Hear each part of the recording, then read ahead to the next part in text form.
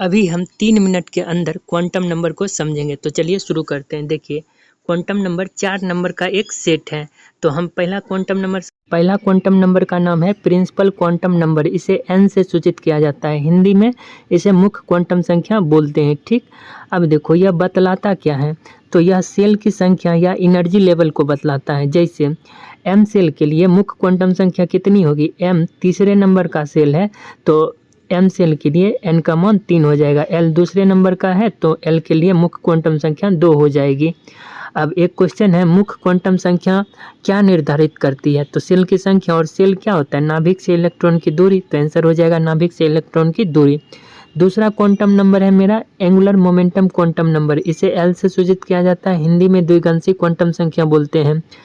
इसे azimuthal quantum number भी बोला जाता है। इसका मान 0 से n-1 होता है n के लिए, और s p d f के लिए मान फिक्स होता है। s के लिए L0, p के लिए L1, d के लिए L2, f के लिए L3। अगर n 4 हो तो l का मान क्या हो जाएगा, 0 से n-1 तो 0 1 2 3। अगर n 3 हो तो l का मान 0 1 2, n 2 हो तो 0 1। उम्मीद है समझ आ गया होगा।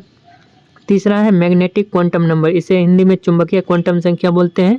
इसे ml से सूचित किया जाता है और इसका मान -l से +l तक होता है। यदि l का मान 3 हो तो ml क्या होगा, -3, -2, -1, 0 1 2 3, यानी कि -3 से +3 तक। इसकी कुल संख्या कितनी हो जाएगी, 12 + 1, तो 2 3 6 1 7। आगे देखो, स्पिन क्वांटम नंबर क्या होता है। इसे हिंदी में चक्रण क्वांटम संख्या बोलते हैं। ठीक, इसे ms से सूचित किया जाता है। इसका मान +12 या -12 होता है।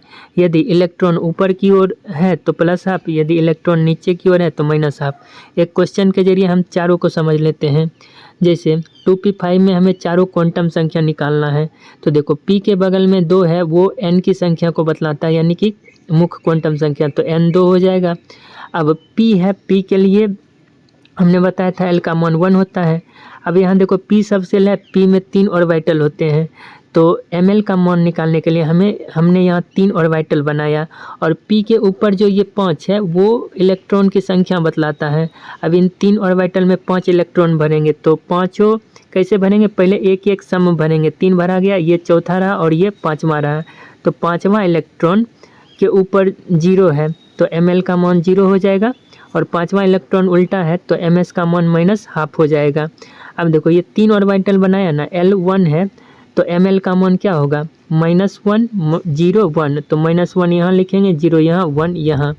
तो 5वां इलेक्ट्रॉन जो है वो 5वां इलेक्ट्रॉन के ऊपर 0 है तो ml 0 हो गया।